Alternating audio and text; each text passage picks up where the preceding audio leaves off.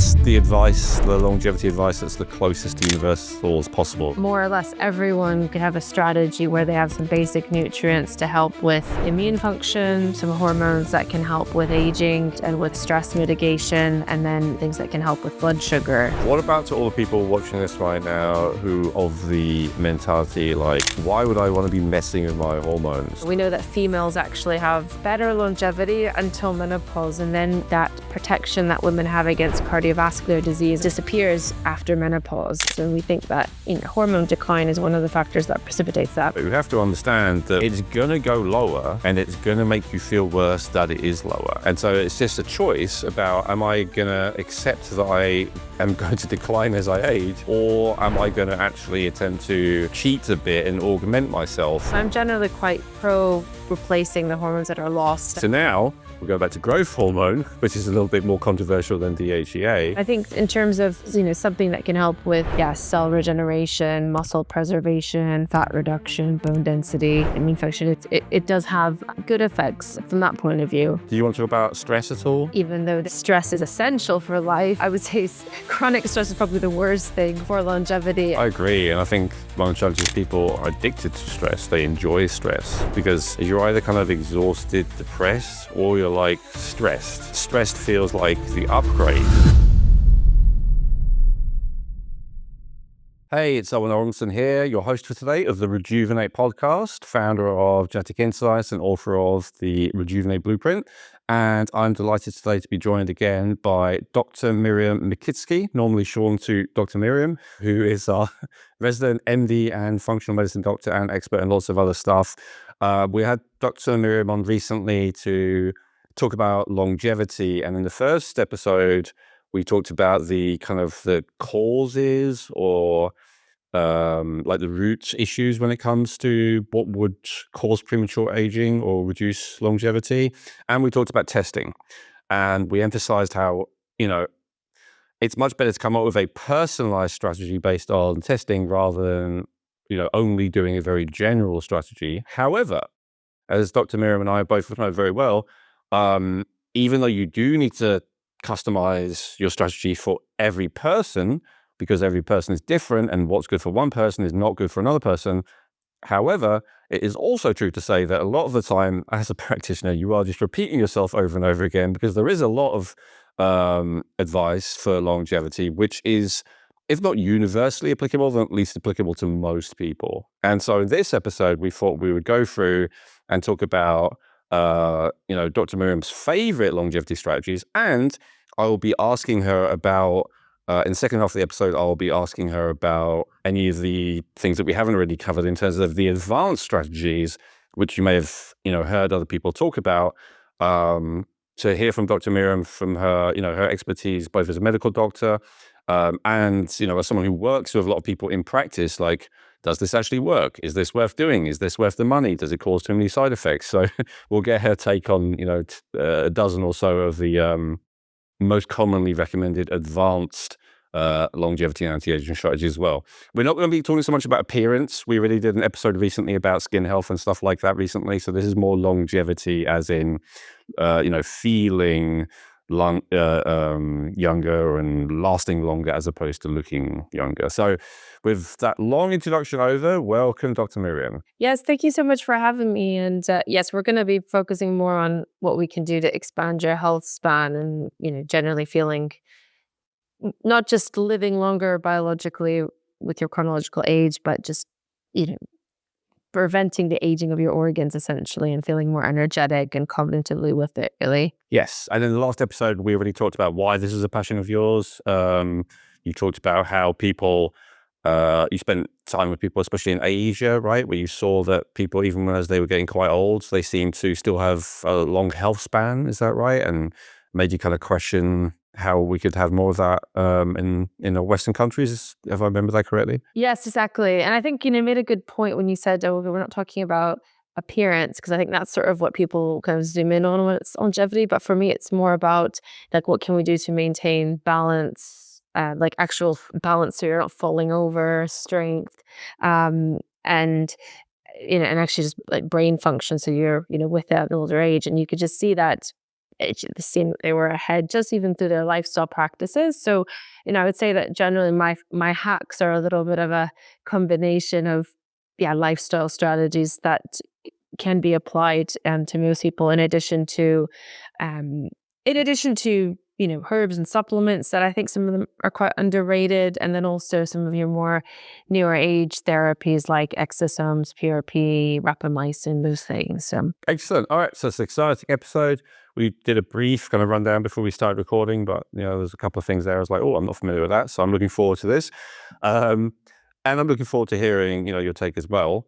About everything. So yeah, let's get into it, Dr. Miriam. So let's start with, as we said, like and again, I don't know if you agree with me that there's almost nothing that's universally applicable, like there's always exceptions, but still, what's the advice, the longevity advice that's the closest to universal as possible, right? Like the things that you tell most of your clients, if not all of them, which is, going to help them. It's a tough one. It's such a broad question, but I would say that um, basics. There was a study done called the TRIM study, where they were looking at what you could do to help with thymus regeneration, immune restoration, and also lowering insulin and lowering blood sugar. And that was one of kind of the first studies where they used like an epigenetic clock to verify that there's actually going to be a decrease in biological age.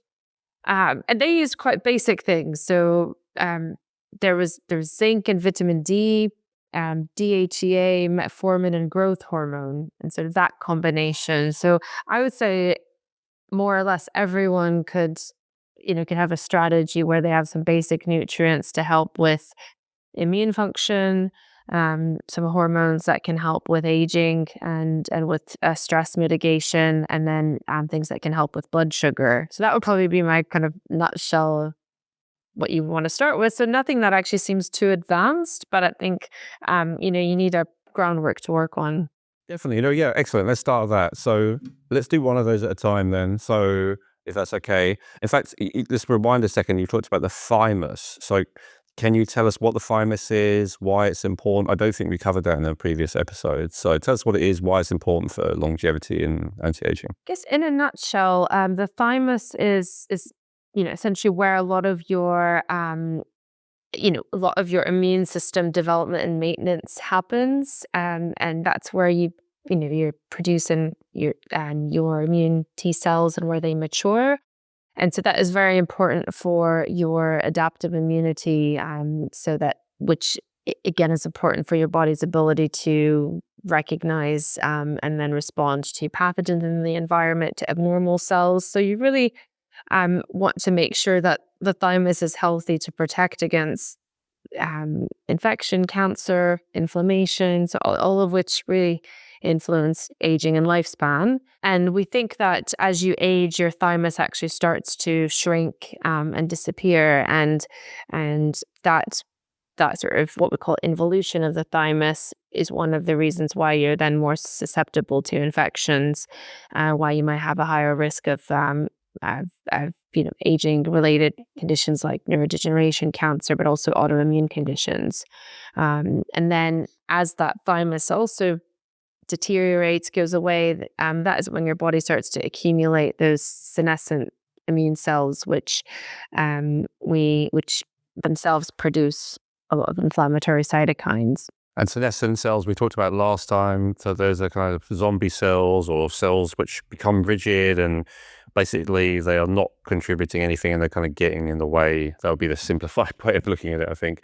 And the thymus, I think I heard this theory before, possibly from a different source than the what you were talking about. Like they talked about the thymus. I think this is actually Russian research, that the thymus and the pineal, as you said, they atrophy very early, right? What age is it that the thymus starts to atrophy, roughly? Isn't it like 15 or 20 or something? Like by the time you're an adult, it's already... It is quite early. I want to say that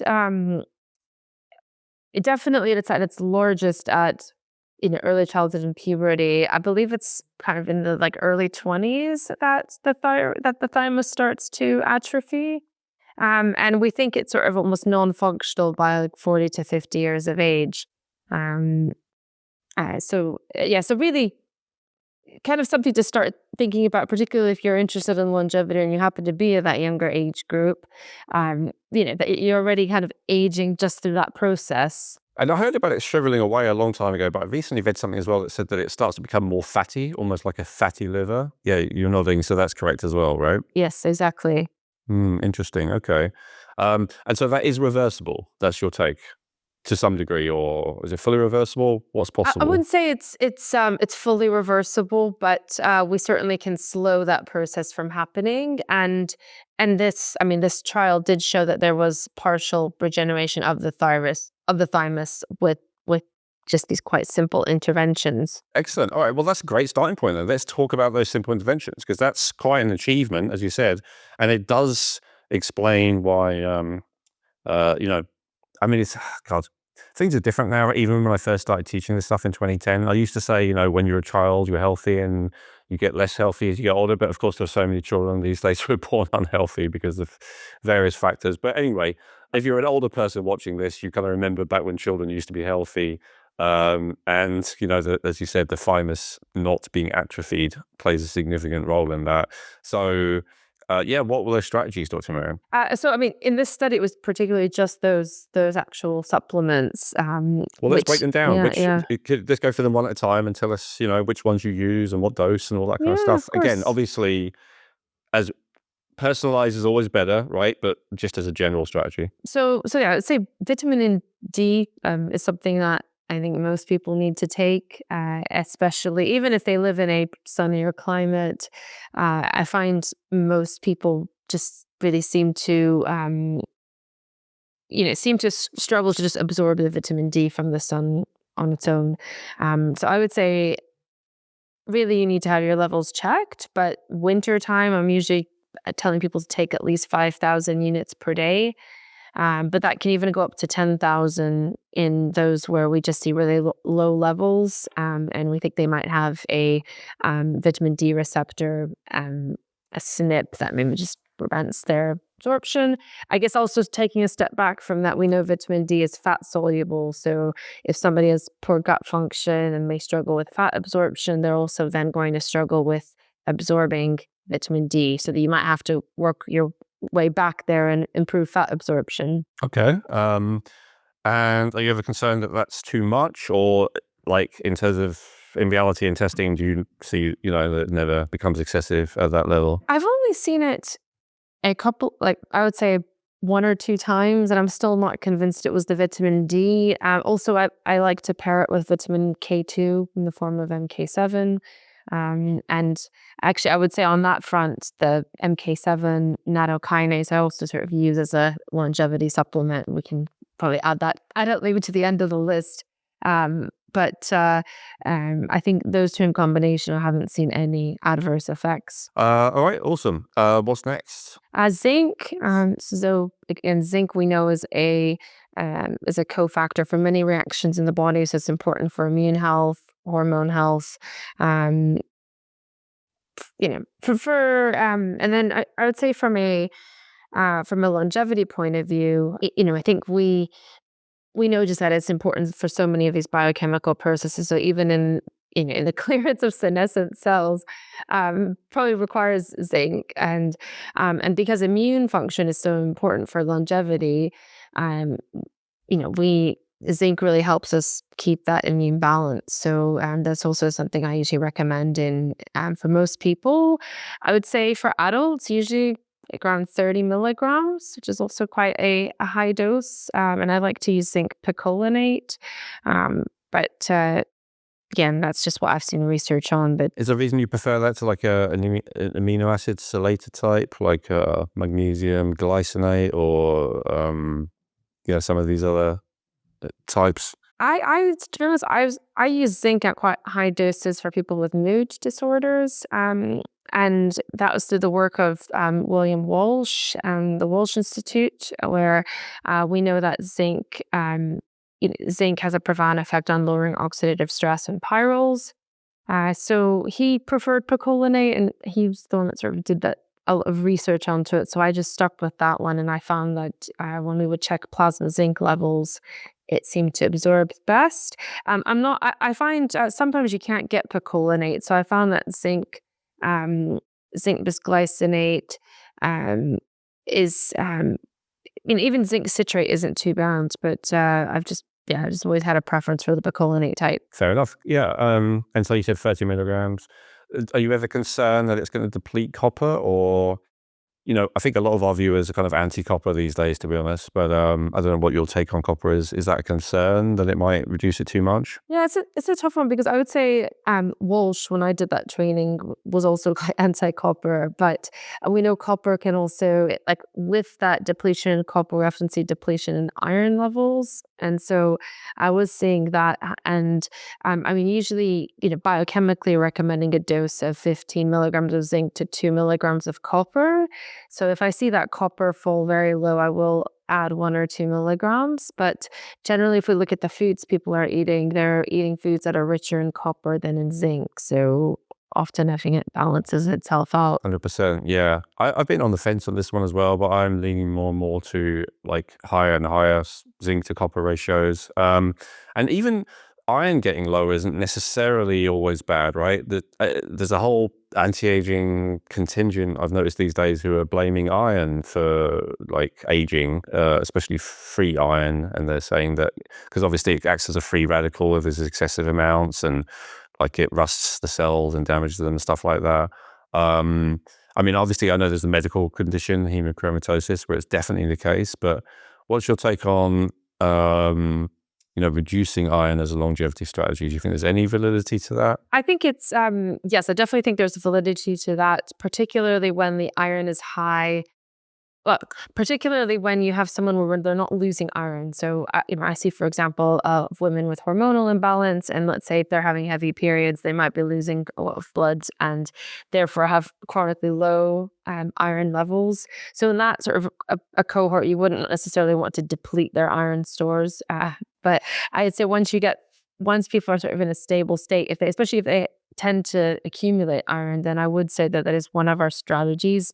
I would even go so far as to say that I've used um, kind of active chelators to try and get that iron down when it hasn't really come down in other strategies, kind of like you do with other heavy metals. So yes, I do believe in that. I would just say there's still a percentage of people that aren't getting that much iron through their diet at all, and also with the work with the Walsh Institute, where we're looking at zinc, copper, and mood. I've actually used that work for a lot of children, and so you didn't really want young children with low iron levels, like very low ferritin. So that was where I often would add a little bit of copper back in to balance it out, and that did seem to correlate with an increase in iron. This goes to show, yeah, that again, you kind of have to personalize a lot of this stuff. Yeah, it's funny enough, I just saw someone today, like, number one longevity strategy, if you're a man, is to, give blood regularly to reduce those iron levels. But crucial caveat, if you're a man, right, as you just said, not a child, and not a woman of menstruating age. Anyway, sorry, I went on a tangent there. So back to this kind of standard protocol that you talked about. So we did D3 with K2 and Nattokinase. We talked about zinc and its interaction with other minerals. What's next?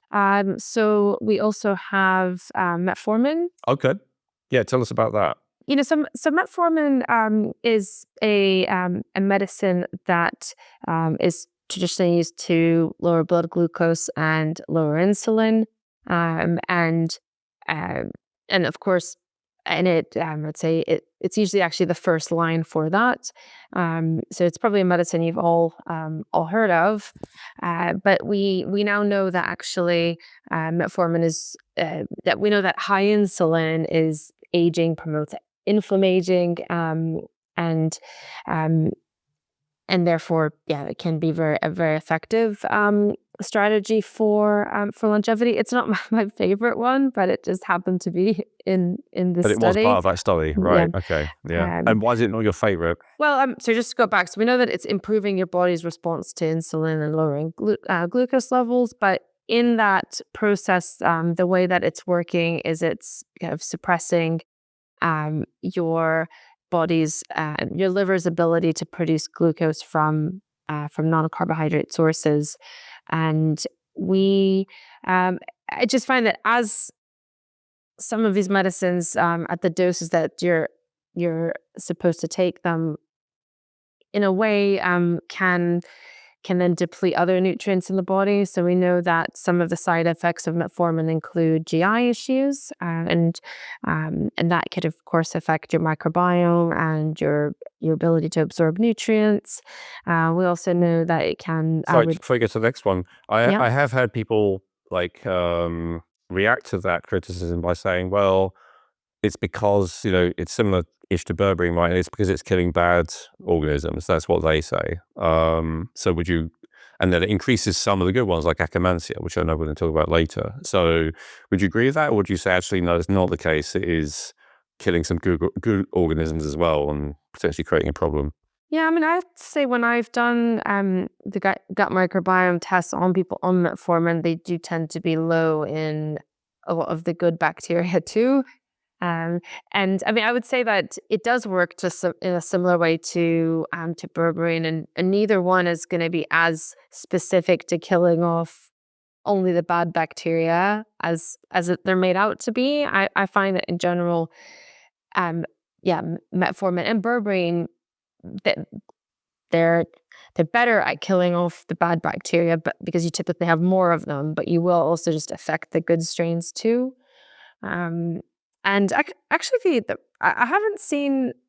Maybe I just haven't read this study, but I haven't particularly seen anything about metformin particularly increasing Akkermansia. But I don't know if that's something you have read.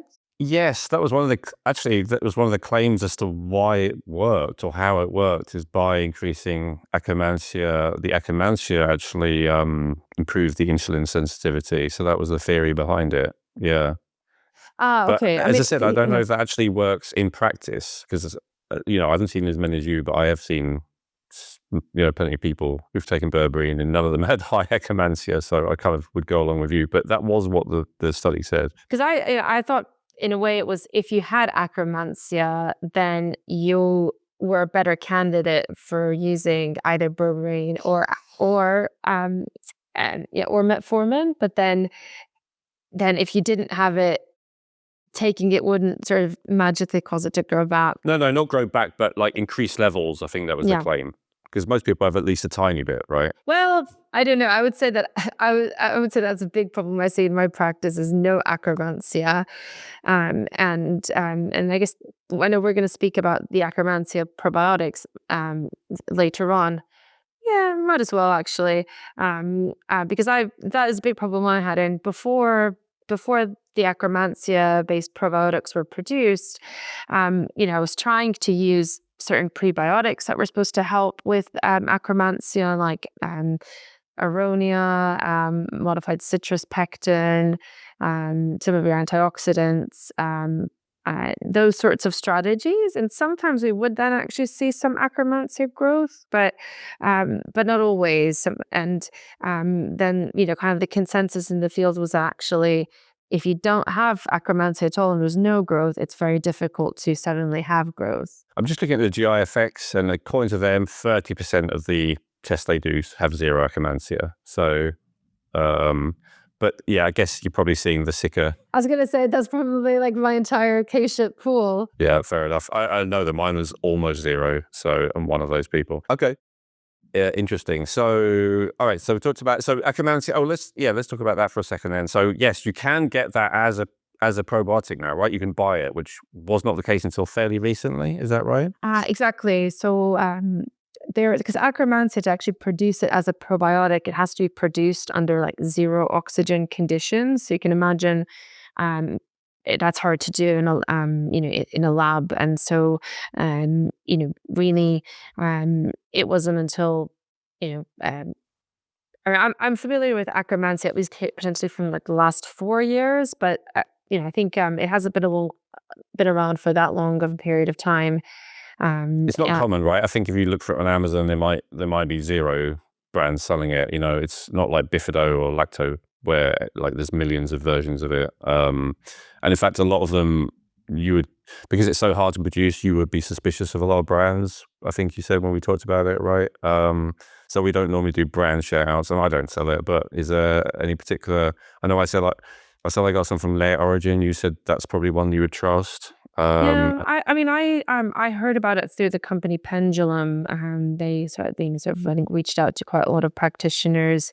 So they're from the US, and they've actually, I think apart from just the Akkermansia muciniphila, they've also isolated other like butyrate producing bacteria and certain strains that work in conjunction with the Akkermansia. But I believe their first product was actually Akkermansia. And so that is the brand that I use. It's just, it can be quite difficult to get a hold of in the UK where I practice, but that's the one that I like to use. Great. Okay. And you do practice throughout Europe as well, I know, right? You're allowed to prescribe throughout Europe, and you have clients from throughout the world.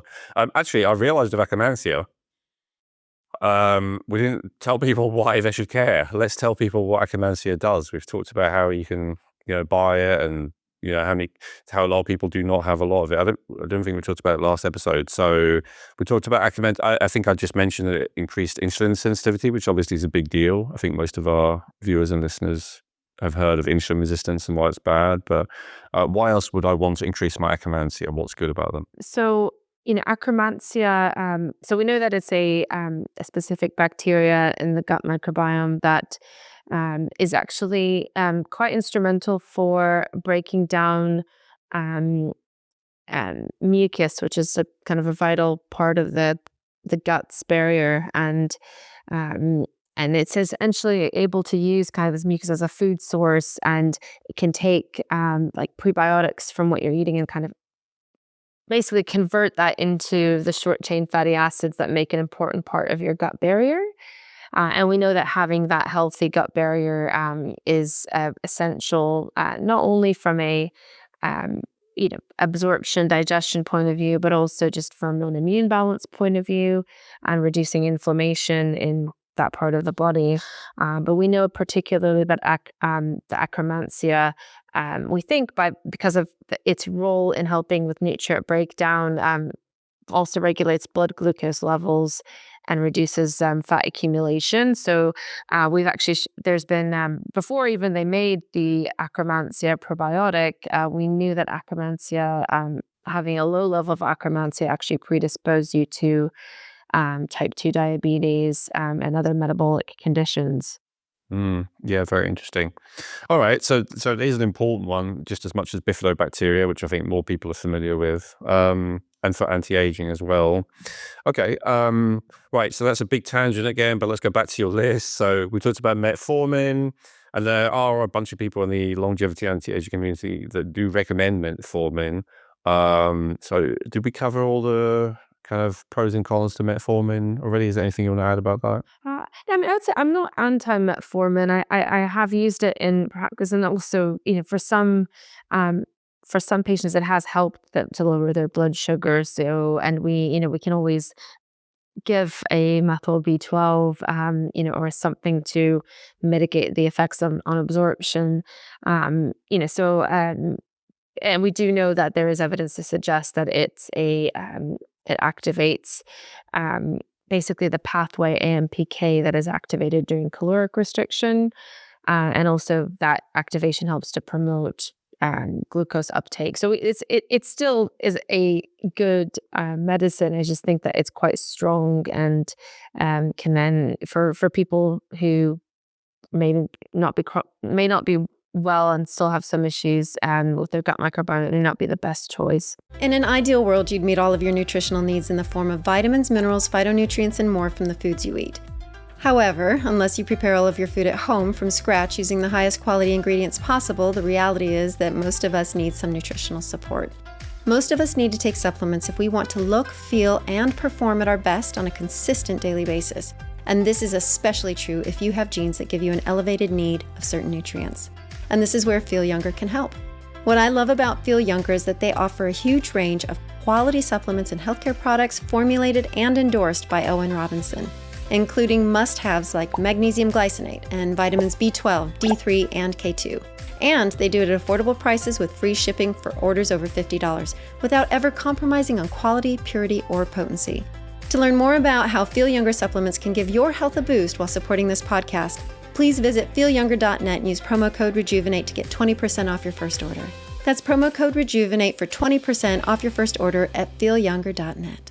And I know you and I work together sometimes with clients, and when we do, like, Berberine is usually the go-to thing as opposed to Metformin. In fact, I don't think you've ever recommended Metformin when we've worked together. So overall, why do you prefer Berberine? Let's put it that way. Or do you? No, I do prefer Berberine. I would say that, generally, I think that often when we look at plants and herbs, sometimes those compounds in the herbs haven't completely been isolated, and I think a lot of them do work in synergy. So when we think that berberine might be the component that has the biggest effect, but there might be other synergistic polyphenols that work in combination. So when you're getting berberine, let's say from golden seal or from Coptis chinensis, you're going to get some other factors in there. So I think that there might be some sort of compounded effect there. But yeah, berberine, just like metformin, also activates AMPK, and can help to reduce glucose levels. Also just has some studies showing that it can help with fatty liver, and generally seems to work broadly as an anti-inflammatory agent. There are some side effects associated with it, but I find that those side effects tend to be milder with berberine compared to metformin. So the kind of bloating or loose stool people get, it tends to be milder. I personally like to use berberine in combination with things like licorice, or more warming herbs, ginger, because that, at least in a traditional Chinese medicine sense, that helps to kind of offset those side effects. So generally, berberine is also used as an antimicrobial. So if someone is only taking it for a short period of time as an antimicrobial, then I'm happy with them using kind of berberine on its own. But if they're going to be using it longer term for longevity, for lowering insulin, then I want them to have a more balanced formula. All right, so let's go back to the list. Your original protocol again. So we've done metformin. What's next? So we have DHEA, which is, I'd probably say, one of my favorite longevity interventions. So DHEA is just a hormone that's produced by the adrenal glands, and it is essentially, I say it's helping you sort of counteract cortisol, and is it's kind of known as the longevity hormone. Yeah. Okay. Awesome. I know, Ray Pete, who a lot of our viewers are familiar with, and a lot of them are a fan of, was a big fan of DHEA. A lot of people, and other people I've interviewed as well, a lot of people who recommend DHEA, like, Dr. Platt, for instance, that's another one who we had on here, the author of Adrenaline Dominance. A lot of them say you got to kind of be careful with the dosage, because if you have too much, it can convert into estrogen. And I had been reluctant to try it for ages, or sorry, not try it, but to have a high dose for that reason. But I've been doing 50 milligrams for quite a while now, because in my test results, I always had high cortisol and low DHEA. So I was like, fine, okay, I'm just going to, that ratio, as we talked about in the last episode, of high cortisol to low DHEA is not good. It's a, predictor of early mortality. So, and I have a genetic tendency to high cortisol. So to a certain degree, that's always going to be at least a bit higher than average. So I was like, all right, I'm going to try upping my DHEA. And actually, I didn't show you this, Dr. Miriam, but my estrogen actually went down since I started taking the DHEA. So it went in the opposite direction. So what do you think about those concerns that you often hear about, I mustn't take any DHEA, or I mustn't take anything other than a very small amount, otherwise it converts to estrogen? I mean, I'm sure it's true sometimes, but when is it true? When should people be concerned about that? I mean, I would say in clinical practice, so it is a precursor hormone, so both estrogen and testosterone. So I would say, because I generally see more women than men. My concern with DHEA is, for example, women who have PCOS. Conversion to testosterone is the opposite. Yeah. Okay. Right. But it's interesting, because I find that I'll often see women with PCOS where their DHEA sort of normal, a bit borderline, and I'm like, I wonder if prior, like 10 years ago, your DHEA was actually much higher and it's now depleting. And so, would we say no to DHEA? Particularly not. I think you'd want to improve the hormone metabolism and still consider DHEA, because it's a bit of a conundrum that you will sometimes see high DHEA you will see high DHEA in women with PCOS, but they may actually have had a much higher level, and their energy levels being better way back might have actually I would say once you let's say, I'll rephrase this actually. If we know that the high testosterone is sort of then kind of retro-converting into DHEA, once you sort out the PCOS, drop the insulin, actually the DHEA can dramatically drop. And we know that that's actually their sort of true DHEA in terms of, that would reflect why they might have low energy, for example. But sorry, just to kind of answer your question from before, I don't use particularly high doses of DHEA. I would say 50 is actually kind of the maximum dose I generally use. And I do find that some people just mop up the DHEA very quickly. So I always like to retest about, ideally 3 months later, but sort of 3 to 6 months later, because I've had patients with non-existent DHEA on their first test, and then we would start something like 25, and then they would be in the kind of hundreds range, way over the range they were supposed to be. Okay, so in many cases, there's actually no need to do a high dose. That's good to know. And I think the level of body fat makes a difference, right? I'm thinking for our male viewers. So if you have, the more body fat you have, the more your body's going to convert that DHEA to estrogen. Is that right? Exactly. And I would also say that, we have to take into account your body fat percentage, bone density, also I think just if you're somebody who you have a high level of testosterone, let's say in the PCOS crowd, or estrogen, because your adipose tissue percentage is too high, then you don't want to just give DHEA without addressing those other concerns. So what's a moderate amount? Like you said in that study, it was obviously effective. What kind of amount is a reasonable starting amount? For women, I usually give higher doses for men. But I would say for men, I normally start at 20 to 25, whereas with women, I sometimes start at 10. But they did use 50 milligrams in this trim trial that I discussed. Okay. And what about, I think you and I talked before about this 7-keto DHEA. You said sometimes you prefer that, right? Under what circumstances would you recommend that one instead? So exactly for those people who have high testosterone levels, or who they started to take DHEA and then they noticed that they had facial hair acne, implying that there was too much conversion into testosterone, I will sometimes use the 7-keto DHEA. And then also if I'm, the 7-keto DHEA won't raise your DHEA as quickly. So actually in those patients where I wasn't quite sure, their DHEA levels looked okay, but they had the classic sort of symptoms of low DHEA: fatigue, brain fog, low immunity, frequent infections. I would sometimes start the 7-keto DHEA to see if those would improve, and then wasn't too worried about the levels rising too high. What about to all the people watching this right now who are of the mentality like, okay, fair enough, taking a supplement, taking zinc or whatever, but especially if it's low in my diet, but why would I want to be messing with my hormones, Dr. Miriam? That sounds like a bad idea. I know a lot of people feel that way. Can we just address that in the context of longevity specifically? Of course. I mean, I would, I completely understand where people are coming from, and I would never blindly recommend hormones without testing the levels and then making sure we get the levels back to, a certain point. But, the way that in the longevity community, we are replacing hormones that decline as you get older, and we see that hormone decline as a sign of aging. Essentially, you're doing the same with DHEA.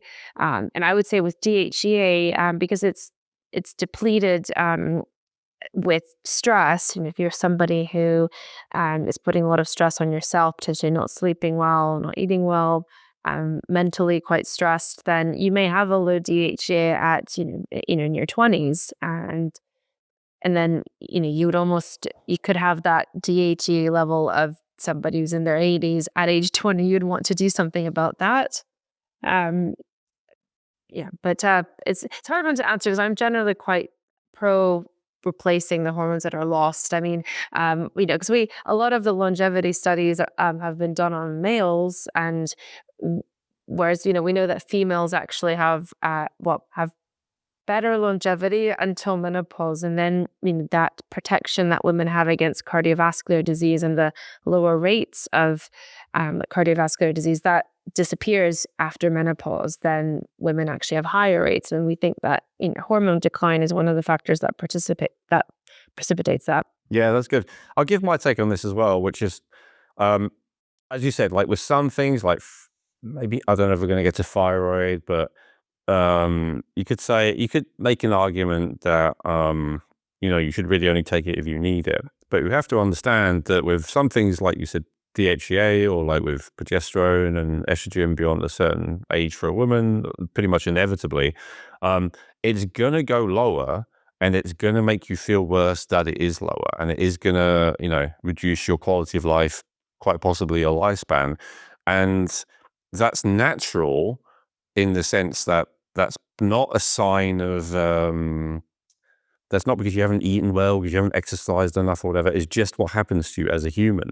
And so it's just a choice about, am I going to accept that I am going to decline as I age, or am I going to actually attempt to cheat a bit and augment myself? And if you're watching an episode of longevity, I hope you understand that, what you're trying to do is you're trying to cheat nature to some degree, right? This is not an episode about just having a healthy lifestyle and doing your best while staying within the cycles of nature. This is like, well, actually, we're trying to, a little bit reverse the inevitable decline that happens with nature. And so if you're interested in doing that, if you're interested in longevity, if you're interested in anti-aging, then I would encourage you to be open. Obviously not indiscriminately and stupidly, as Dr. Miriam said, but yeah, I would be open to these things. So now we'll go back to growth hormone, which is a little bit more controversial than DHEA. I think a while ago in the anti-aging community, there was a lot of enthusiasm around it, but I don't know if I've got this exactly right, Dr. Miriam, you can tell me, but the last 5 years or so, especially, I've seen a lot of like anti-growth hormone sentiment, people concerned that it's growing the wrong thing. The C word that we don't talk about on YouTube, but that it can, contribute to that. So first of all, tell us what the study said, and then tell us your take on it. Yeah, so the study was using about 1 milligram of growth hormone per day, and this was over the course of 1 year.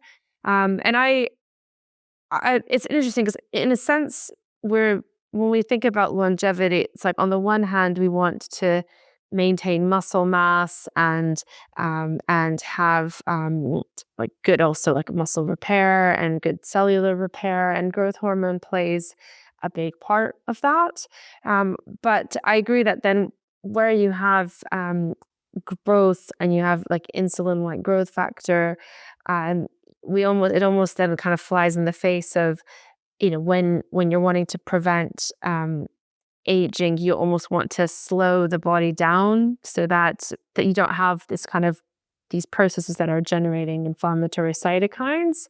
So I would say, actually, what the longevity community, I think now there are proponents of actually alternating growth hormone with rapamycin to sort of kind of mitigate that, because so that's but I think it is an important. I wouldn't say it's something that I use kind of as a mainstay in my practice, but it just, again, happened to be in this study. And but I think in terms of something that can help with cell regeneration, muscle preservation, fat reduction, bone density, immune function, it does have good effects from that point of view. And of course, fat loss and muscle gain, which is why a lot of people use it, like in the celebrities, models, actors, all those kind of people, sports people, right? They like it for those reasons. And although that's aesthetic, it's not only aesthetic, right? Obviously, higher levels of fat is correlated with all kinds of bad health outcomes. High levels of muscles, as long as it's not excessive, correlates with all kinds of good health outcomes. So there is that to be said for growth hormone as well, right? Yeah. And I would say the cancer risk, I mean, um, it's basically, I think what the studies have shown that it can promote the growth of cancer cells in those who are predisposed to certain cancers, or potentially already have the cancer cells. You would never want to give growth hormone to somebody who has cancer. I would say even someone who has a strong family history of cancers, of certain hormonal cancers like breast cancer, prostate cancer. You'd have to really look at how they're detoxing their hormones before starting that. So, so I would say that it's, you just have to, you can't just blanket give it to everybody. No. Okay. And I think we should talk about rapamycin next, and we can talk about that, as you said, that advanced strategy. But just before we get to that, so other problems with growth hormone is it has to be prescribed, which is not an issue for you, but for a lot of our viewers. And then, of course, it's very expensive, right, compared to most things. And so cheaper alternatives would be growth hormone promoting peptides like ipamorelin and CJC 1295. I think that in the peptide world, that's often what's recommended. One of them is a growth hormone releasing peptide, and one of them is a growth hormone releasing hormone. So that combo is, the most popular, the most common. There's others as well, tesamorelin and stuff like that. And then really, that still requires injection. So really, bargain basement is just like MK677, right? Which is just a powder or a capsule that you can take, which is really not very expensive. So what's your take on those alternatives and maybe others I haven't heard of versus, actual growth hormone? Yeah, I mean, I would say that from a cost perspective, and also I would say even from a side effect perspective, I'm a big fan of those, particularly ipamorelin, CJSA 1295, and I think that I was gonna say rapamycin in my book I think is better, and I wouldn't say that everybody that takes rapamycin has to cycle it with growth hormone, but I would say that I think for example, on those who might be at higher risk of poor hormone detox, I prefer for them to use the peptides rather than the growth hormone itself. And we know that, yeah. I've seen there's less risk of those negative side effects, right? Even at an effective dose. Yes, exactly. And we know that, for example, in some people, growth hormone can increase cortisol levels. We don't really tend to see that with the peptides.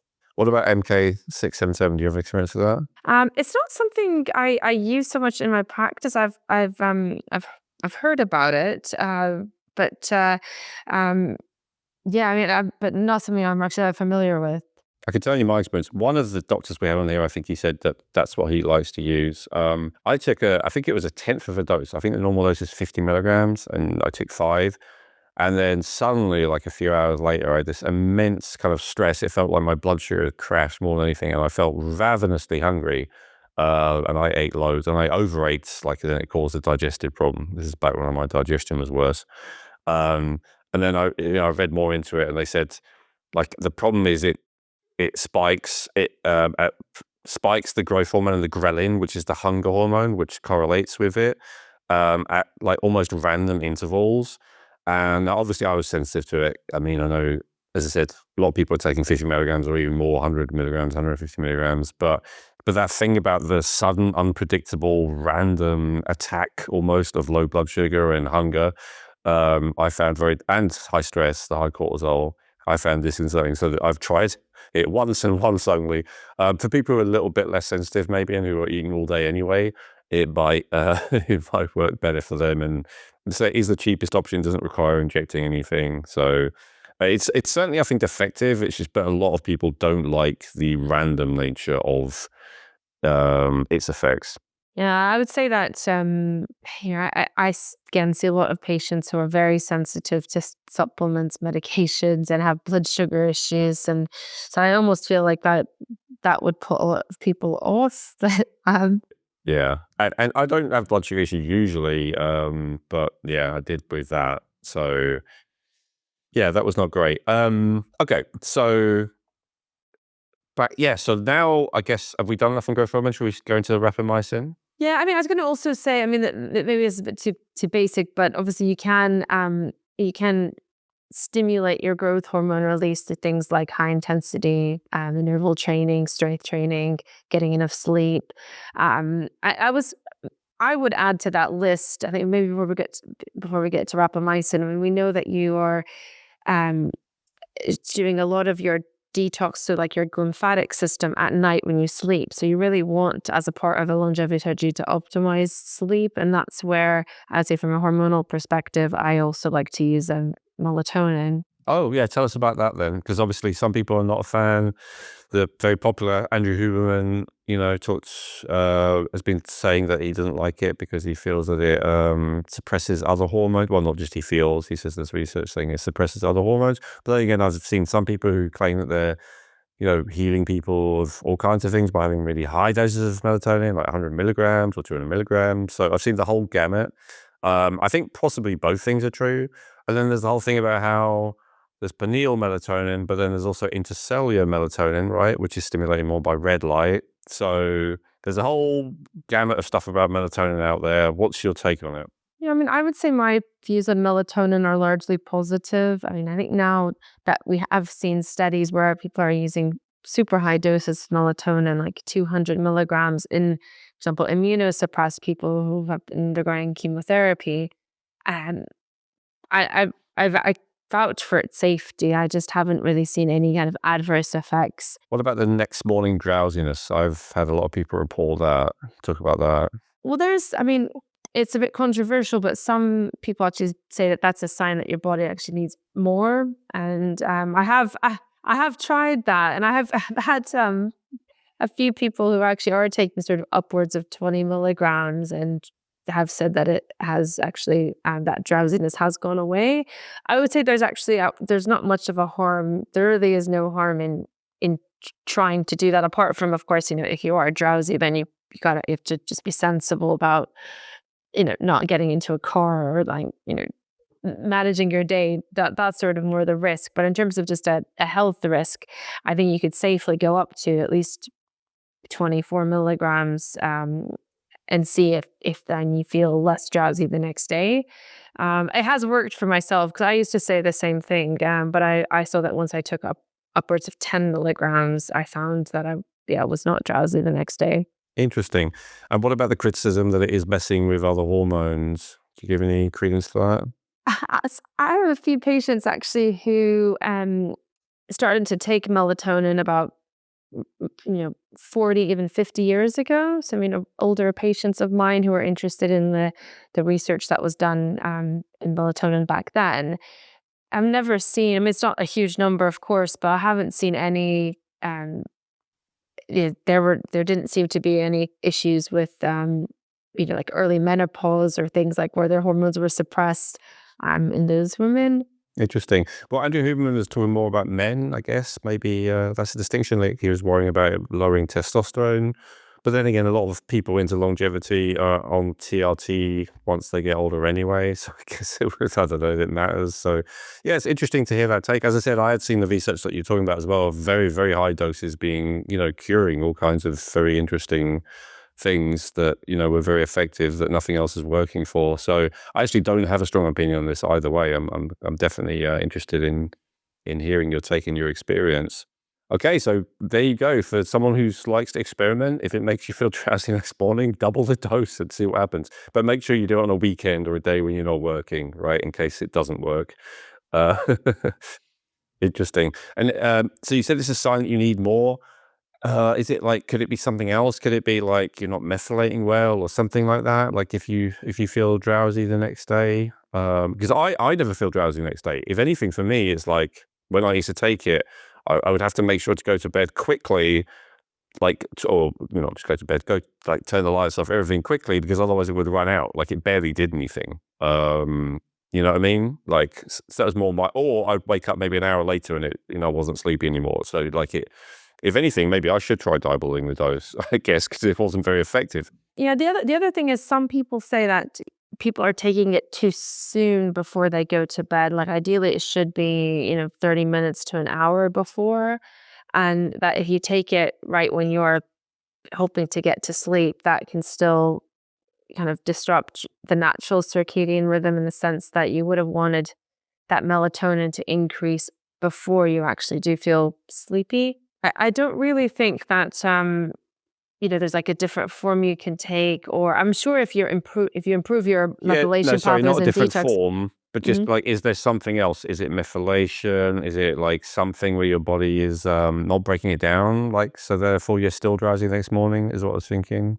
So not that I'm aware of, to be honest. Okay. I'm But wondering if it's like one of the MAO enzymes or something like that that processes serotonin. I wondered if it might be something to do with it them. certainly could be. I mean, I would say that you how you absorb melatonin. I mean, I like to use the liposomal forms, um, the liquids. So certainly you could try a different form. I find that those sometimes work better than the capsules. But I would say if you're not somebody who has optimal detox pathways, then yes, you probably wouldn't be as effective. So you'd want to optimize detoxification pathways, DNA methylation pathways, and um, in any way. And Okay.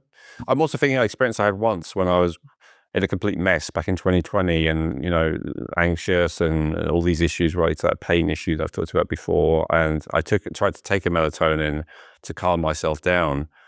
And it kind of worked, but the next day I was like so woozy and like, whoa, like almost, and I thought it's because my body is in such a state, it just wasn't able to process it and detoxify it. And so, whereas normally my experience is what I said, like it clears very quickly and it barely does anything. In this case, when my detox pathways were completely overloaded, like it was the opposite. I was still very strongly affected by it, like a long time afterwards. That's what made me think that it could be, the body's ability to process and detoxify it. That's significant. I mean, I would say with detoxification, where you have the phase 1 and phase 2, the phase 1 detox actually tends to make a more toxic metabolite. And then often people really struggle with that phase 2 detox. And so potentially that could have been the issue, that, that first breakdown product was, more stimulating, more toxic. Maybe, yeah. Maybe turn it into DMT. I remember it was pretty trippy at the time. Anyway, sorry, we'll carry on. Okay, so sleep, very, very important. Is there any other kind of more general advice you want to go before we go to the advanced stuff? I mean, calorie restriction. Do we want to Yeah, talk let's about talk about that. that? Anything you Uh, want. Yeah, I mean, I would say that that is a strategy that is I think everyone could employ some element of calorie restriction, but I would say the type of calorie restriction needs to be personalized. And those who do suffer from hormonal imbalance, high or low cortisol levels might struggle with your kind of extended calorie restriction or fasting. Okay, so I think everyone's heard of calorie restriction. I know it is pretty much the only longevity intervention that has a lot of evidence behind it.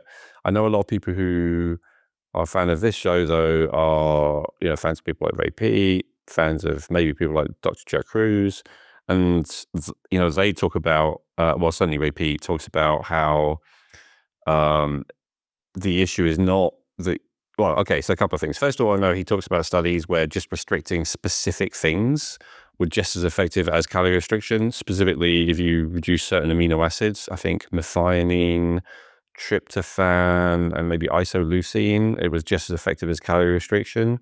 And I remember another study you talked about where, because a lot of these are mice studies, right, where they just restricted, like removed all the heavy metals from the food, and then they found that giving food completely absent of any heavy metals was just as effective, if not more effective, at restricting the calories. And so the theory behind it is that it's not the food or the calories, it's the stuff that comes with the calories that's the problem. And so obviously, if you're having more calories, then you're having more heavy metals, you're having more tryptophan, you're more methionine, because all of that stuff generally comes with the food. But it's not the calories that are the problem itself, but the things that usually will always come with the calories. Yeah, it's a tough one because I mean, I would say that if you think about who lives the longest, it's you're essentially trying to get your body into a state where it's almost using less energy and is in this kind of low metabolic state, which to me would equate lower calories and lower. Okay, well, that's a more primary debate then, because yes, the rapey people would say that's not the case. That's a mechanistic idea that that the body is like a machine and it only has a certain amount of capacity to do things. Whereas if you're increasing your metabolism, you increase the amount of energy available to all the systems in the body. So you don't buy into that. You prefer the idea of reducing the metabolism and reducing the level of energy expenditure and creation. I mean, I just think it's a tough one. I see your point, and I do. In a way, I would say that if we look at like the blue zones, many of them do eat a naturally low methionine diet. So, and I wouldn't say that I mean, maybe apart from the like Seventh Day Adventists in California, I think they don't sort of actively practice like a fasting, like have a fasting practice, but I would say, because I really like mixing kind of the medical science with the more anthropological, like cultural, and seeing how people who actually have long, what do they have lived long, what have they done as a community. Then I've just found it quite interesting. I think a lot of it culturally, for example, I think Okinawans have always tried to eat until they're 80% full, and a lot of those I would say groups, I would say that they kind of naturally calorie restrict because they're more active, not really snacking. Well, okay, so we're getting to some points of agreement now, because I'm dead against snacking. First of all, I always tell people not to do that. Meals, not snacks, I always say. And second of all, I also agree that overeating or eating until you're full is a bad idea. It overloads the digestive system. It's more likely to feed, bad organisms, can create endotoxins and all that kind of stuff. So I think even, Ray Pete would also agree with all of that. So I think, yeah, not overdoing it with calories, agreed. Not snacking, agreed. But actually, like, fasting, I think, raises cortisol. It raises a lot of stress chemicals. It kind of puts a stress on various systems in the body. Ray Pete talks about how when you fast, it like raises estrogen, it raises adrenaline, all this kind of stuff, which, potentially is not good. So I think I think it's especially the fasting part of calorie restriction that probably the percentage of our viewers are against it, as opposed to, I think no one thinks that you should stuff yourself every meal or and snack between meals. I think everyone into longevity does agree on that point. So yeah. I mean, I would say that, when I say calorie restriction, I mean, fasting, I generally support more of like an overnight fast, and, kind of even sort of like, 12 to 14 hours, maybe going up to 16, but I'm not a fan of day-long fasts, or these fasting retreats, unless I don't, unless someone is in an environment where they don't really have to do very much, and you think that they could actually be maybe sleeping and then detoxing. That's the kind of environment where maybe I think fasting could have some benefit. But in today's society, if you're trying to fast and also function, I just think, with already high cortisol levels, you're going to make that problem worse with fasting. I just want to pick up on that. I think that's a great distinction, and I 100% agree that because there are some people who heal themselves with fasting, right? We also can't dismiss that evidence. Like they make themselves healthier by fasting, and I think what you just said is a key determinant, right? How are you fasting? And if you're doing it in a very supportive, peaceful, non-stress inducing atmosphere and environment, maybe with a bunch of other people who are fasting, that's much more likely to be effective than if you just try and do your normal job or whatever. Because if you're trying to do your normal job and fulfill your normal responsibilities, you may feel great. A lot of people say they feel great, but they feel great because they're flying high on stress chemicals, right? That's the problem. And then eventually they crash. But there is a right way of doing it. So I 100% agree with that. But I will say, it's interesting because I have a few members of my family who are very much into the repeat mindset, and I agree with most of the things he says, I'll say. But I mean, I would say calorie restriction is difficult, and I think a lot of people emotionally, like when you start talking about calorie restriction, you just get a lot of anger because they themselves struggle with it, and my kind of response to that is always, well, it's a difficult thing to do. And, for example, if you look at, like how people eat in Japan, for example, they're able to have much less calories because they plan their meals differently, or it looks like it's a bigger portion of food. And I think like there are hacks that can help you with calorie restriction that doesn't just involve, sitting and feeling like you're starving, which is what I think people associate when I think of calorie restriction. But yeah.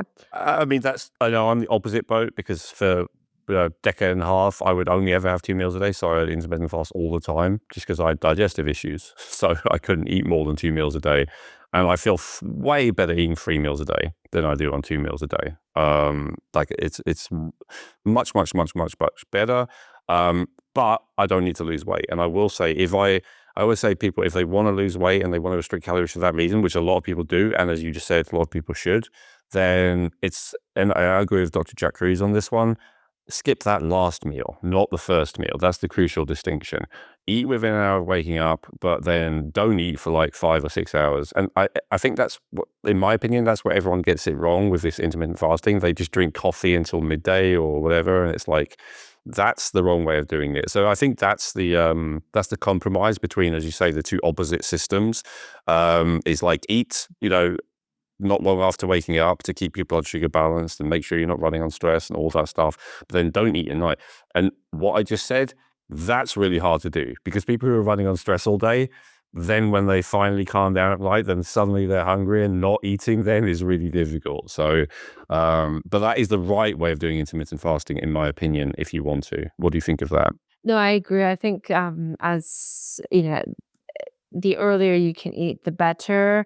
I think where it gets tricky is, another thing that we talk about with longevity and hacks for longevity is just the kind of social connection, finding meaning. And often if that revolves around food, then it's very difficult to kind of cut your eating time. And most people then, uh, really value, let's say, their dinner, because that's the one time that they can sort of sit down with their family or eat on a relaxed, in a relaxed environment.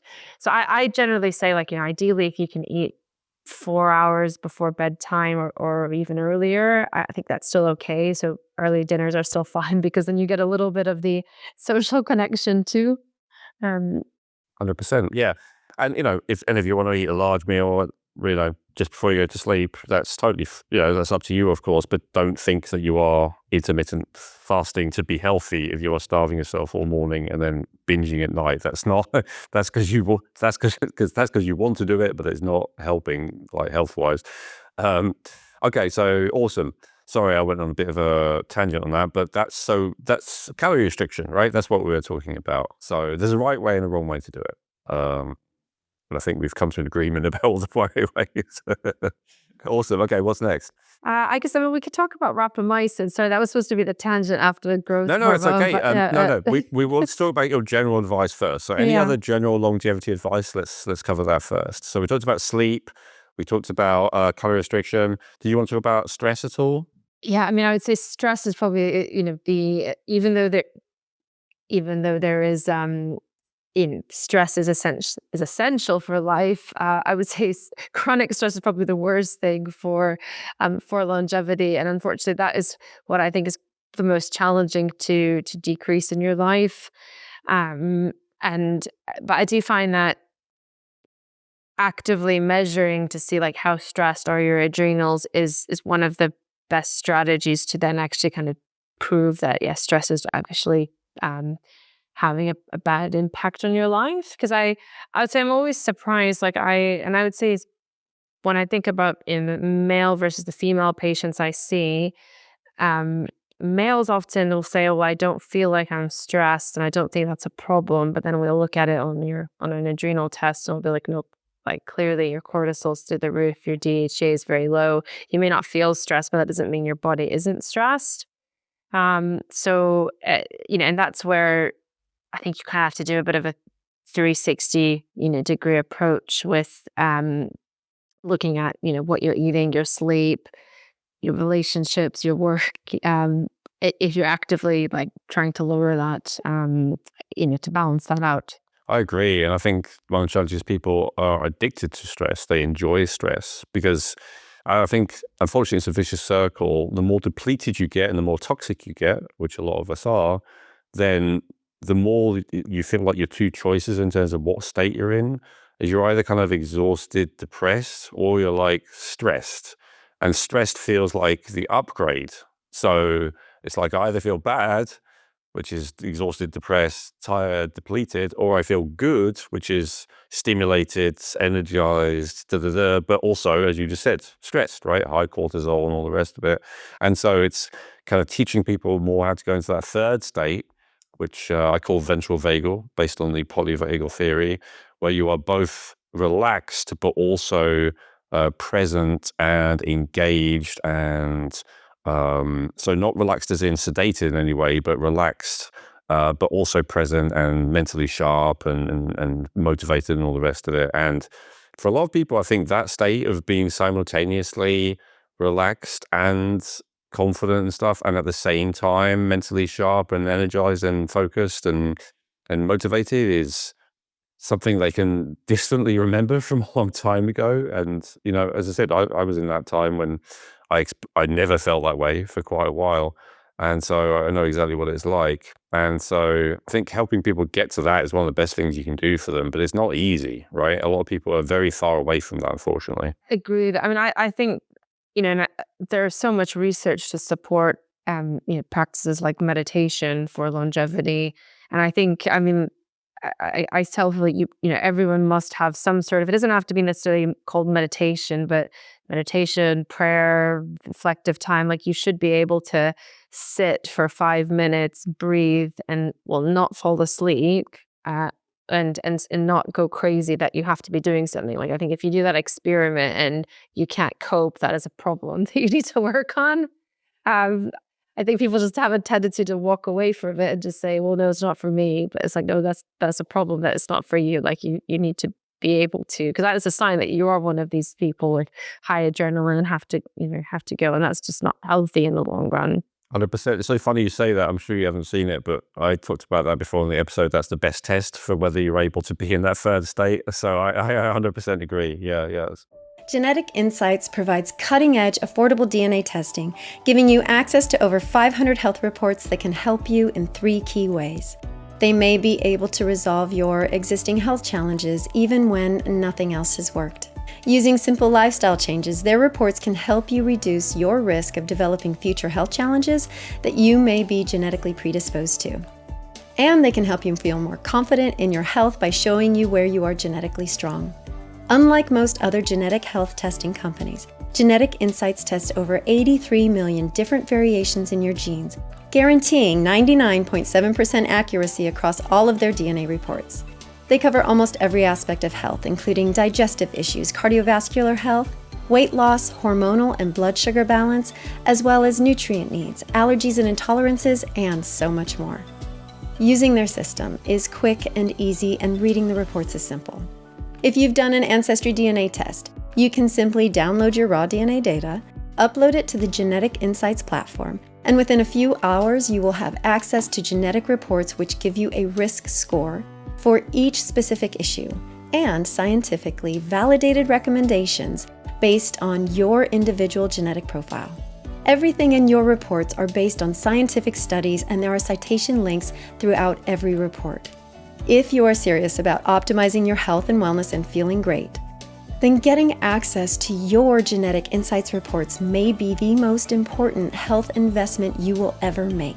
In the reports, not only will you gain insights into how to overcome existing health challenges and avoid future issues, you'll also discover which types of dietary, lifestyle, and even supplement protocols are best for your unique genetics.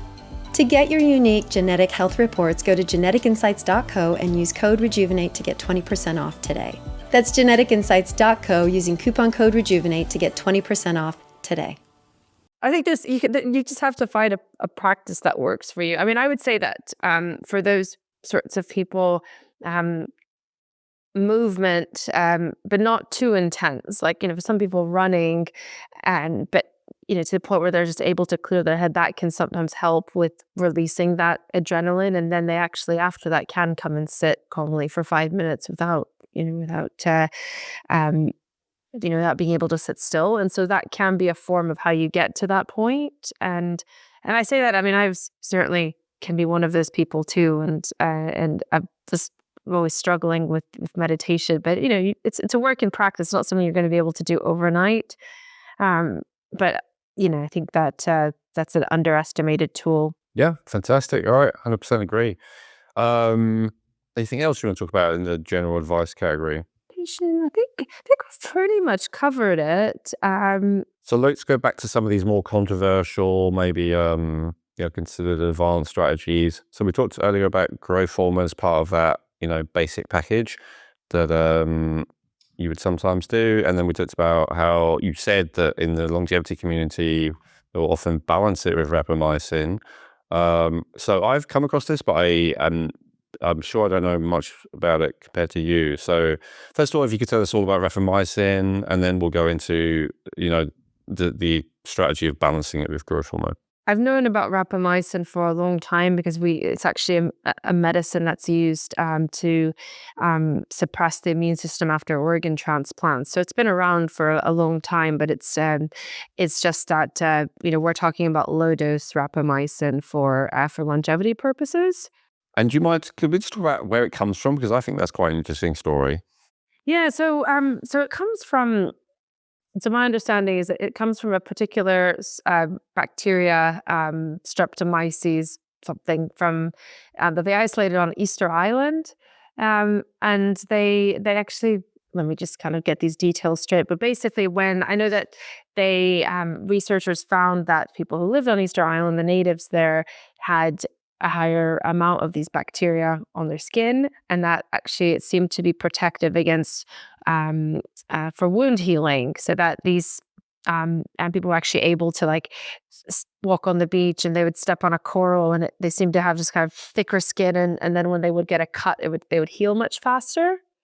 And then of course then it was researched and found to basically inhibit a pathway that's quite essential for growth, proliferation, and yeah. So that's kind of. I thought it was quite an interesting story of where it came from, because I didn't know that until actually fairly recently. Yeah, I like that. And I'm often telling people the line between food, supplements, and drugs is pretty arbitrary. And I think rapamycin is a good example, because there are loads of supplements where it's just a byproduct created by a bacteria.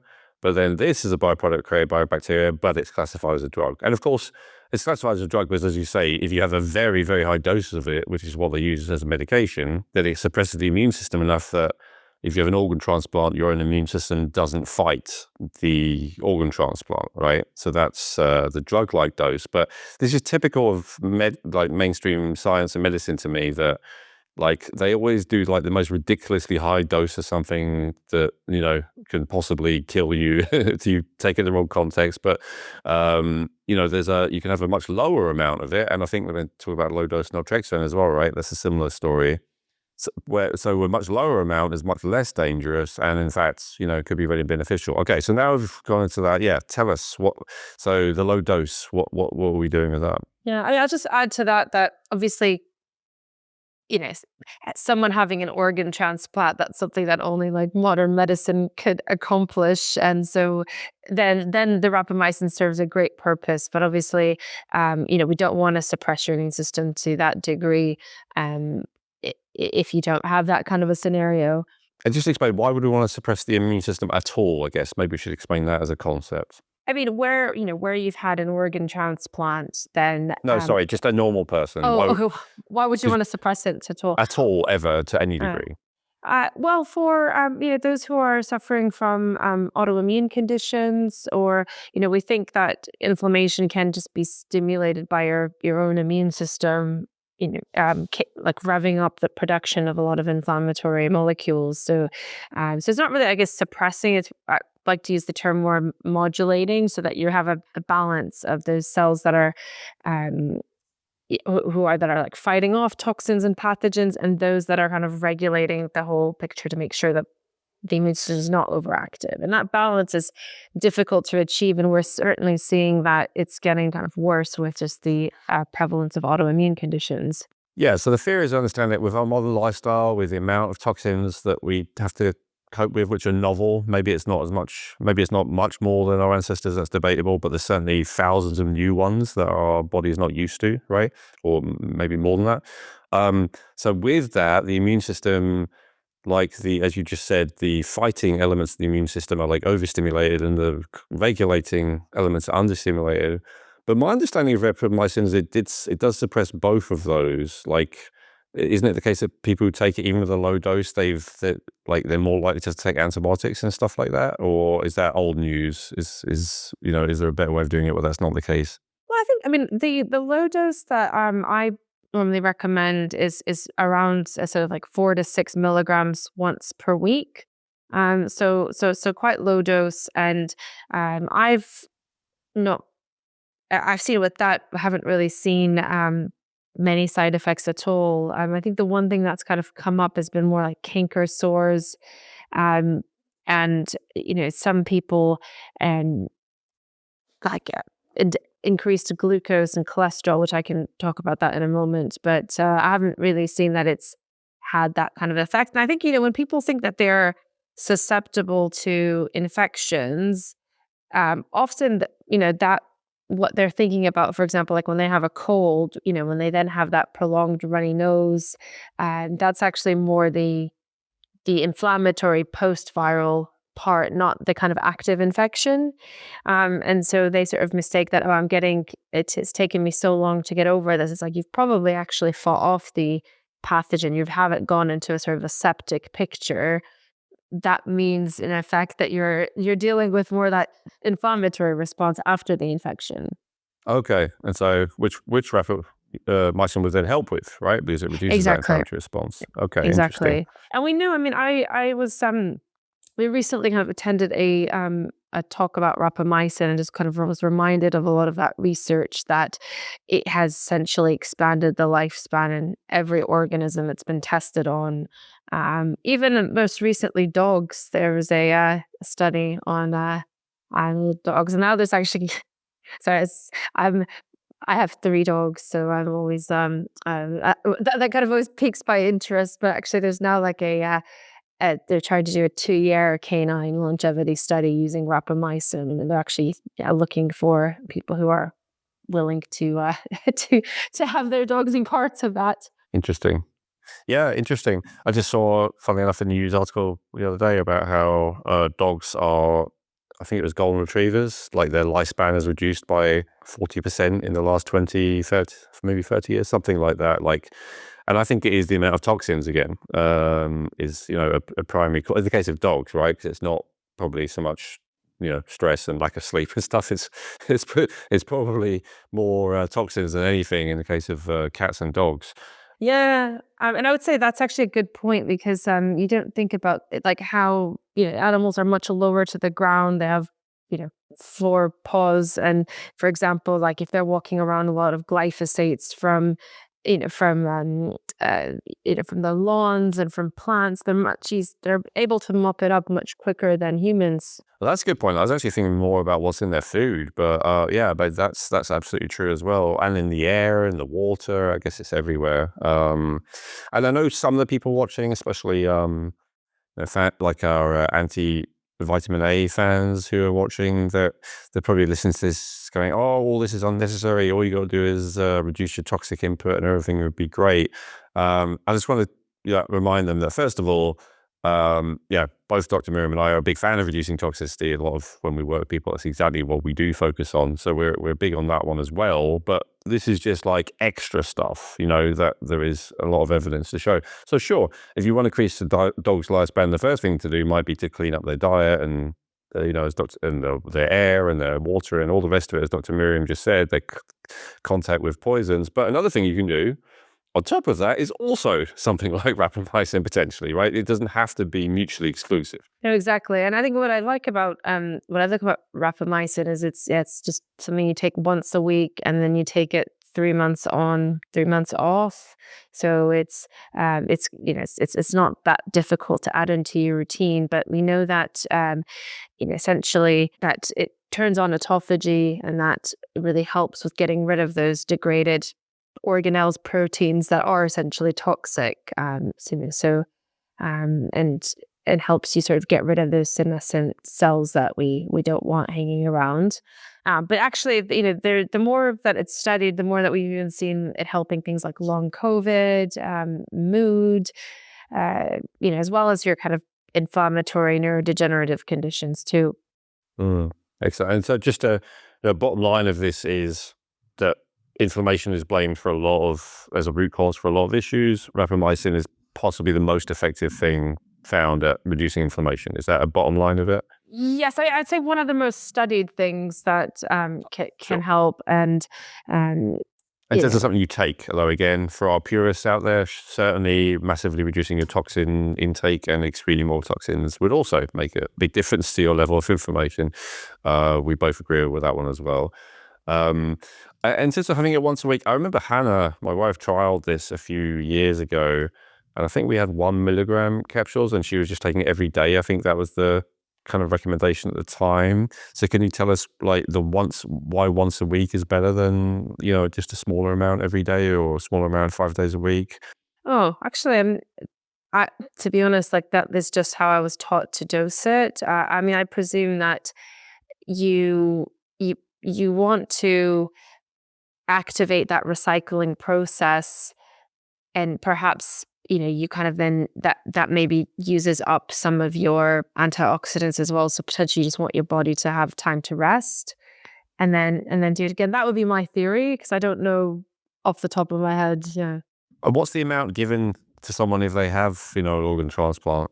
I probably would have to look that up. I want to say it's about, it's orders of magnitude higher. I think it's something like, it might be, I think it's a bit less than that. I think it's something like 10, 12 milligrams, but yeah, still So that's what I was wondering. Yeah.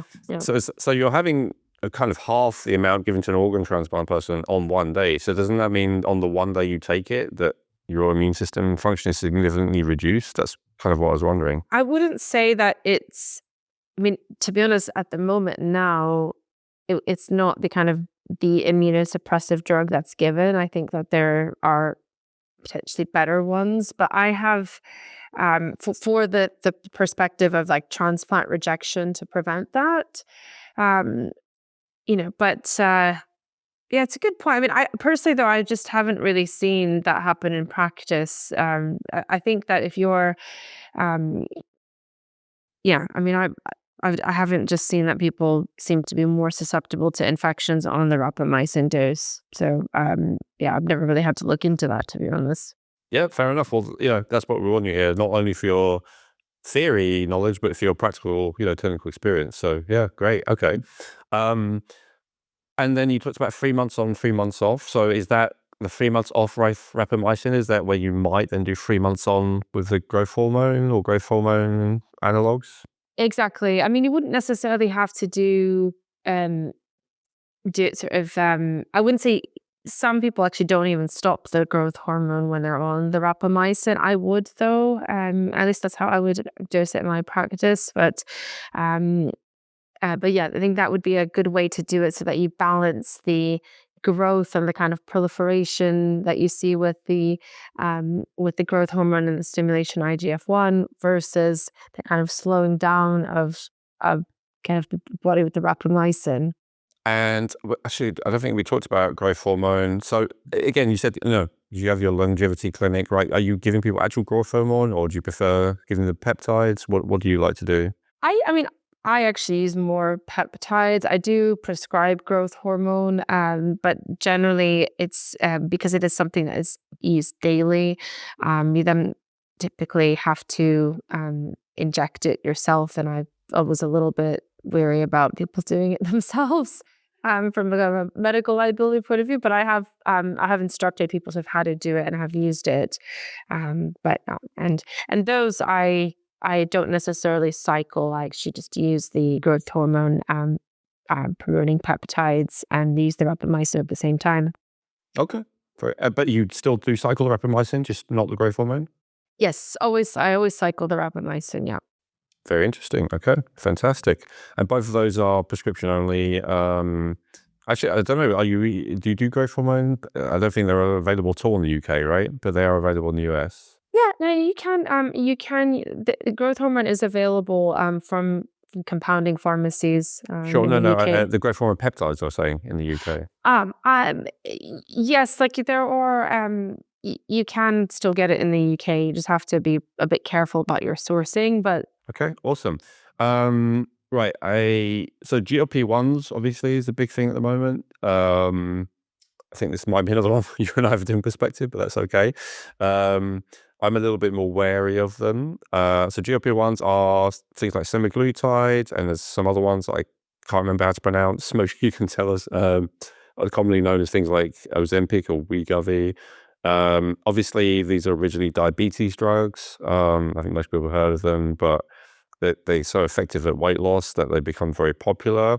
So what's your take on these, Dr. Miriam? yeah, I mean, I would say.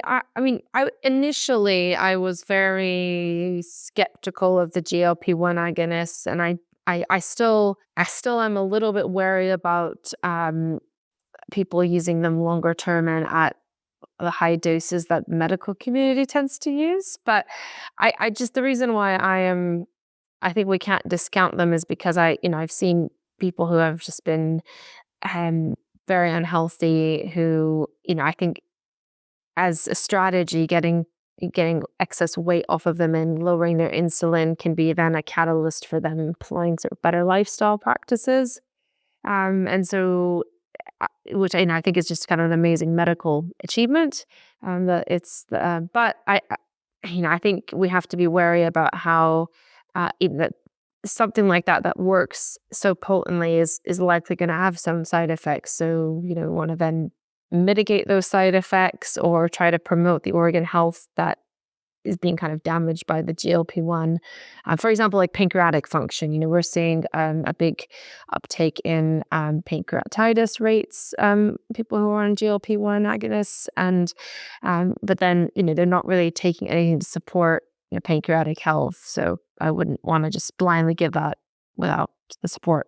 What would be an example of something that people would take to support pancreatic health if they're already taking one of these? Like pancreatin, bitters that help just with bile flow, those sorts of things.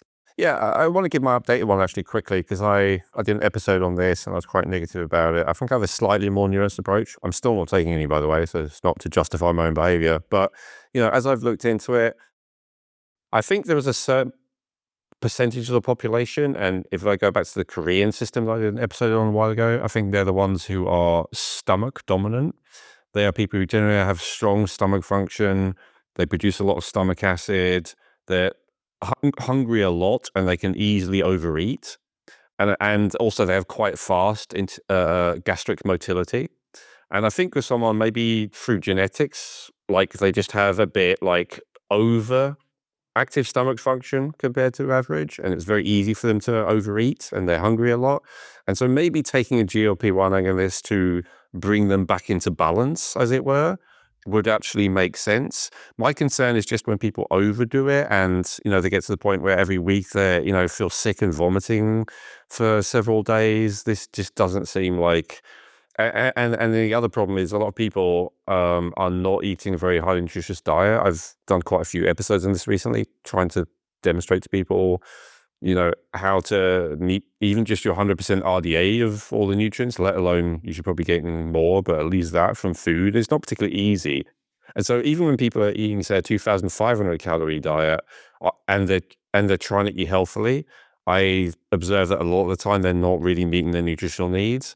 So then when they start taking the GLP-1 agonists, they cut down to maybe a 1,500 calorie diet, and they're not careful with this stuff, then I think it creates more and more nutritional deficiencies, and as well as all the other potential side effects that you just said of slowed digestive motility, whether it's pancreatitis or maybe SIBO or any of these other things that can happen when things move too slowly.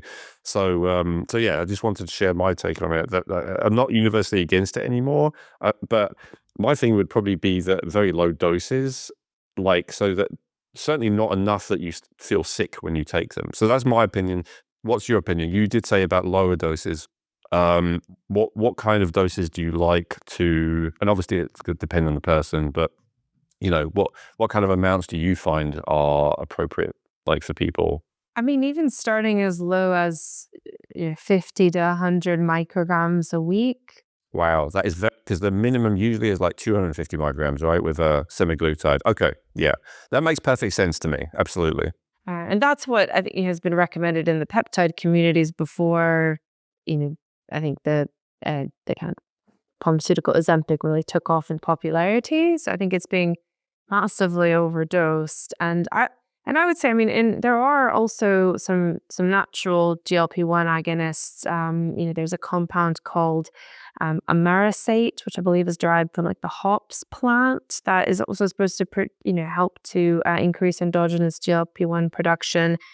We know that certain bacteria, Akkermansia, and a couple of other strains can also help. So I usually will sometimes bridge somebody to say, okay, like, we know that Amarasate, that compound can actually have similar side effects. So if you're taking that and you already feel nauseous and had a lot of GI issues, then you probably need to do a bit of a gut program first before considering it. And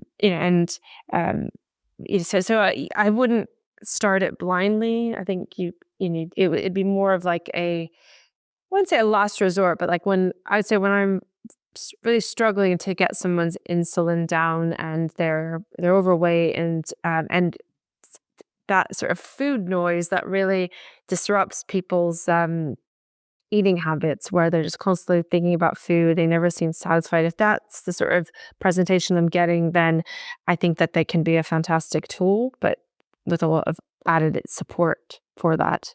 That's such an awesome nuanced take on it. Yeah, I 100% agree. What about GLP-1 antagonists? I heard Dr. Cruz recently talk about how he believed that there was a conspiracy around this, that because blue light is a strong GLP-1 antagonist, according to him, and then a lot of the artificial sweeteners like aspartame are strong GLP-1 antagonists. So his theory is that, first of all, they flooded, for several decades, they flooded people with GLP-1 antagonists, and then so it's like they created the problem, and then they sell you the cure for the problem at, a very high price, and then kind of you have to keep taking that for the rest of your life. So I thought that was interesting.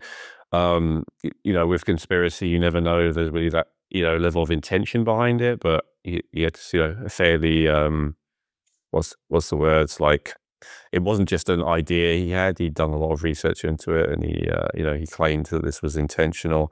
So I think that's possibly part of it as well, to consider and look into for people, is to reduce the level of antagonists. Yeah, no, certainly. I mean, I think a lot of those strategies like kind of fall into just good lifestyle habits, and we also know that some medicines that do block GLP-1 include steroids, and things that a lot of patients are on.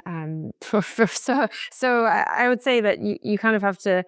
I think a strategy would be to first make sure that you're not just blocking the GLP-1 and from a poor lifestyle, poor diet, and then use the GLP-1 agonist as a tool when you're really not kind of making the progress that you want.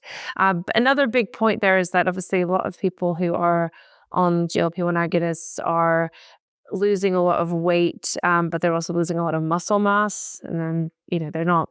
We don't want to talk about appearance, but they are looking quite gaunt and not exactly the picture of health that you would want.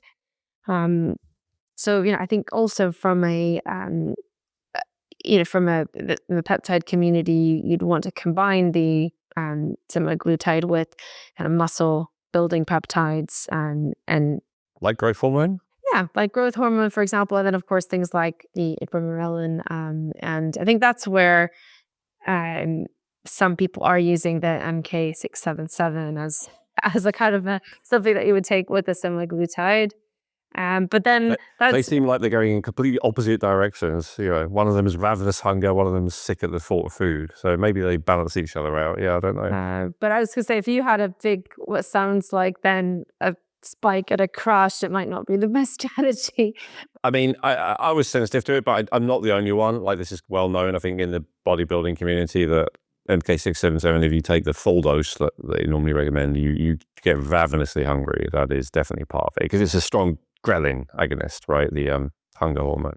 And I would say that with the semaglutide, apart from just things that help to with the growth hormone increase, I would also say, like, looking at things that help with muscle recovery, so things like BPC 157, and then also that help with as a tissue regeneration, like thymus and beta 4. Those are other peptides that I would generally prefer to use kind of the peptides as a kind of a pack of things that you're taking rather than just one. Fantastic. Well, I think we're already at time, Dr. Miriam, and we barely got through half our list of advanced strategies. So I don't know if you're open to it, but maybe we could do another episode where we talk about advanced strategies for people, for advanced longevity strategies, and we can continue this conversation then. Yeah, no, certainly, because I know we really wanted to talk about the low dose naltrexone and So why don't we just tease that to people? So in the next episode, we'll talk about low dose naltrexone. We'll talk about Dr. Miriam's take on mRNA gene therapies. We'll talk about platelet-rich plasma. We'll talk about exosomes, different tools for mitochondrial optimization, senolytic cell detox, autophagy and mitophagy, which we already talked about a bit, but we'll talk about some specific compounds, and then possibly more that we'll come up with by the time we film that. So that's all to look forward to in a future episode. In the meantime, if I wasn't already a client of yours, I would feel very excited about the possibility of it, having heard all, the different strategies that you've outlined and wanting to try them. So for people out there, can you tell them how they can find you and, have you helped them with this? Yes. So, I think obviously a lot of the strategies we talked about are more like things you would incorporate into your life, but obviously things like rapamycin or DHEA. In the UK, DHEA is prescription only, so it usually just have to come through a compounding pharmacy. But if you, I think, and yeah, that's definitely something I can help you with if appropriate. So you can always find me at. So my longevity kind of based clinic is called Health Miro, and you can find us on Instagram or on our website, and we do have complimentary 20-minute discovery calls. So we can get into a little bit about, because nobody comes to these like consultations 100% healthy. There's always some area like the thyroid or the adrenals. So it'd be about what we can do to help plus the longevity aspect. Yes. And so it's Health Miro, healthmiro.com, Health Miro, MIRO on Instagram. And you also have your own practice, as you say, less longevity focused. That's McKitskymedical.com. We'll put all of those links in the description of the episode, both on wherever you're watching, Spotify, Apple, or YouTube. It'll be there. If you have any questions, if you're on YouTube, please leave them in the comments. Please subscribe and click that notification bell to be notified when part 3 of this series is coming up. I didn't know there would be a part 3, but I'm happy to do it. And I'm actually happy we have more time to talk about some of these advanced strategies in a separate conversation, Dr. Miriam, because I'm sure there's more that I can learn about this, especially if we talk about it in detail.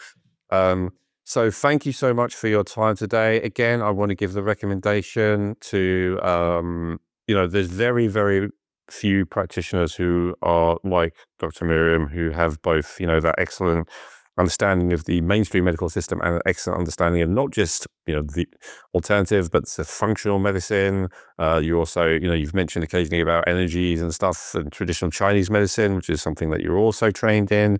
I know you have a bunch of other specialty certifications. For instance, I found you because you were certified in the Wilson's temperature syndrome treatment protocol, which I did an episode about a while ago. So, she just has an excellent range of different skill sets and knowledge bases and all the rest of it.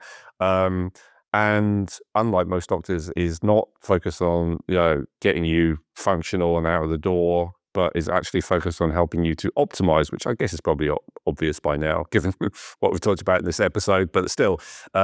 So yeah, not many doctors like that who are actually genuinely focused on helping you optimize. And if I could just add, someone who genuinely cares about you, who doesn't just see you as another number or another body in the door, but who genuinely cares about your well-being and that you are happy and healthy and all the rest of it. So definitely check out Dr. Miriam, healthmiro.com. Thank you so much for your time today, Dr. Miriam. Thank you, Alweno, and thank you for that recommendation as well.